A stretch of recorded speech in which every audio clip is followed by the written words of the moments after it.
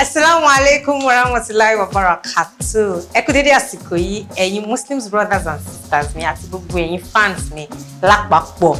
Ẹ ṣé tẹ́ ń darapọ̀ mọ́ mi. Please kindly share my videos when you come across it and turn on the notification bell tẹ́ bá ti rí fídíò mi. Kí ni mo mú wá fún yín lénìí fún àwọn ẹni tó ń gbààwẹ̀ fún ìṣínú? Mo mú avocado milk shake wá fún yín. Very simple. But bá ti ń follow mi, rí pé mo máa ń jùlẹ̀ ni so that ó máa ṣara lóore and nourish ara yín dáadáa. Àwọn èèyàn kí ni mọ́tò wa? Àwọn èèyàn tó bá gbààwẹ̀ máa sọ pé ṣé ẹ̀ ń gbààwẹ̀? Ẹ ṣé wọn pé ẹ̀ ń gbààwẹ̀ àbí ẹ̀ gbààwẹ̀? Ẹ fi sí wọn lẹ́nu kó máa rùn kiri pé kó gbààwẹ̀, ó ń gbààwẹ̀ ní jàre. So kí má bàa bọ̀ yín jù. Avocado wà lélẹ̀ mo ti rẹ́. Òun ló ń pè ní nǹkan tó ń pè ní avocado lélẹ̀. Òun nìyẹn. Mo ti là, mo ti gé. Ẹ máa chop ẹ̀ báyìí. So ẹ máa dà sínú blender yín.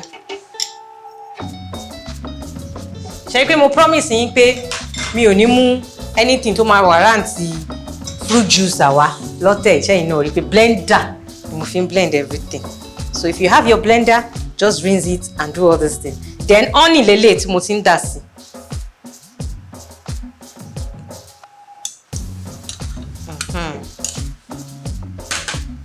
Now our milk. For heat. Imagine shallow milk. So now we are going to blend it.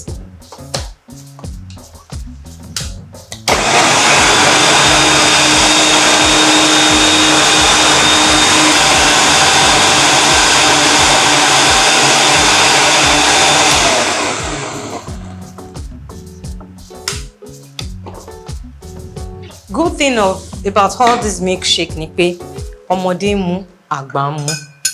So kò sí pé mi ò mu ó ṣe kinní kan. Ẹ dẹ̀ mọ̀ benefit avocado very very nutritious to the body. Láti irun orí l'avocado ti máa ń ṣiṣẹ́ títí dé èékánná ẹsẹ̀. So you can add your ice before you pour. Ẹ dẹ̀ lè add ice after you pour. Anyhow tó bá ṣe suit yín sí ni.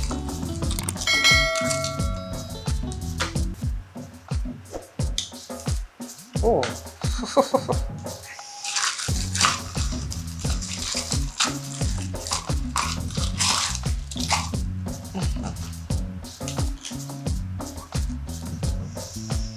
So, mo lérò pé enjoy little nutritious drink tí mo wá fún yín lénìí, which is avocado milk shake.